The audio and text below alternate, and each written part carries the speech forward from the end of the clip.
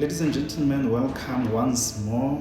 We are still on chapter number 1 of our book, Broken Vows and Broken Faith, where we build, heal, and restore godly marriages.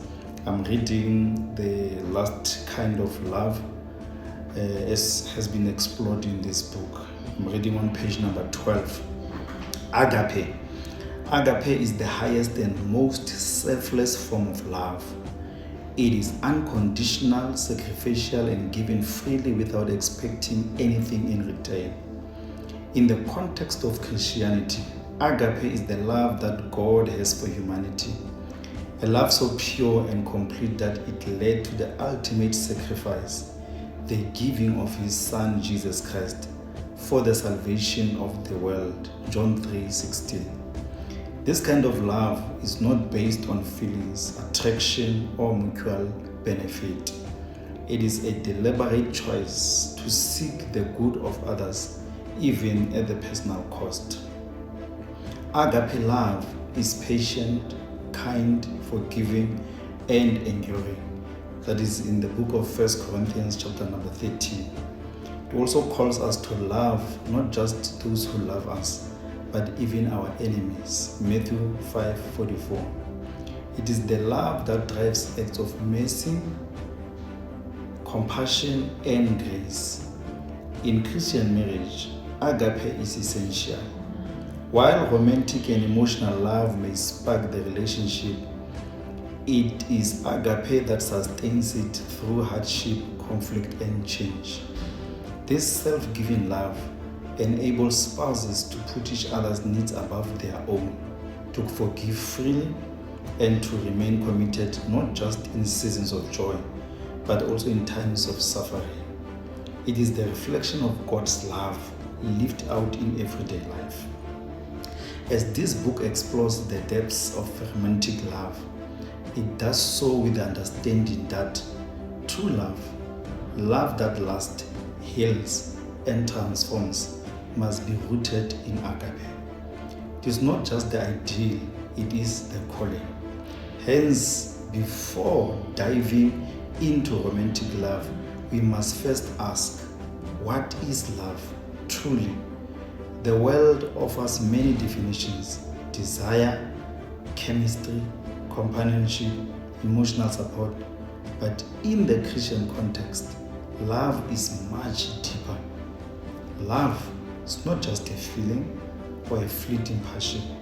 Love is a choice, a commitment, a reflection of God's own heart.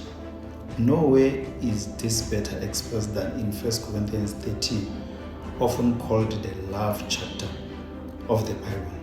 In this passage, the Apostle Paul does not define love by emotion or circumstance, but by character and action.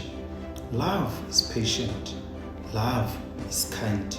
It does not envy. It does not boast. It is not proud. It does not dishonor others. It is not self-seeking. It is not easily angered. It keeps no record of wrongs. Love does not delight in evil, but rejoices with the truth. It always protects, always trusts, always hopes, and always preserves. Love never fails, but where there are prophecies, they will cease. Where there are tongues, they will be stilled. Where there is knowledge, it will pass away. Paul wrote this chapter to the church in Corinth, a spiritually gifted but deeply divided congregation. The believers were arguing over spiritual gifts and status. Paul interrupts their debate by pointing to a more excellent way: love. Love, Paul says, it is not just one spiritual gift among many. It is the foundation of all spiritual gifts. However, 1 Corinthians 13 was not written for a ceremony. It was written for everyday relationships, and marriage is the most intimate, ongoing relationship on earth. Paul describes agape love as selfless, sacrificial, unconditional love, the kind of love God has for us, and the kind He calls spouses to give one another. Patience in marriage means giving space for your spouse to grow. It refuses to retaliate or react hastily.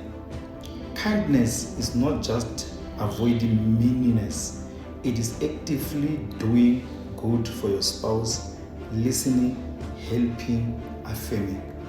Love in marriage lays down pride. It does not envy. It does not boast. It is not proud. It does not dishonor others. It is not self-seeking. Remember, in marriage, you are not adversaries. You are allies. When one wins, you both win. When one heads, you both head. Love honors. It lifts the other person up, not tears them down. Love lets go of the need to win arguments. Do not want to always win all the arguments. I have learned that love is not easily angered. It keeps no record of wrongs. In marriage, we must be quick to listen and slow to become angry, and not keep a record of wrongs, like carrying a ledger of your spouse's failures. That is a heavy, toxic burden in a relationship. We are called to love our spouses the way Christ loves the church. Strive to shield your spouse's heart. Choose to believe the best and hold on when everything says to let go. Because Paul says, love always protects, always trusts, always hopes, and always preserves. A lasting marriage is not built on finding the perfect person. It is built on becoming a faithful partner. Truth is that romantic feelings will ebb and flow. Circumstance will change. But the love, real love, the love that never fails, will endure because it is not built on emotion, but on a commitment and God's grace. We cannot love with our own strength, because whether we believe it or not, marriage is an institution of God, and this kind of love comes only from Him, because God is love. 1 John 4:8. Invite the Lord Jesus into your marriage. Let His Spirit transform your heart so you can love your spouse the way He loves you. Let's meet again for the next reading as we move to chapter number 2, titled Love That Leads to Marriage.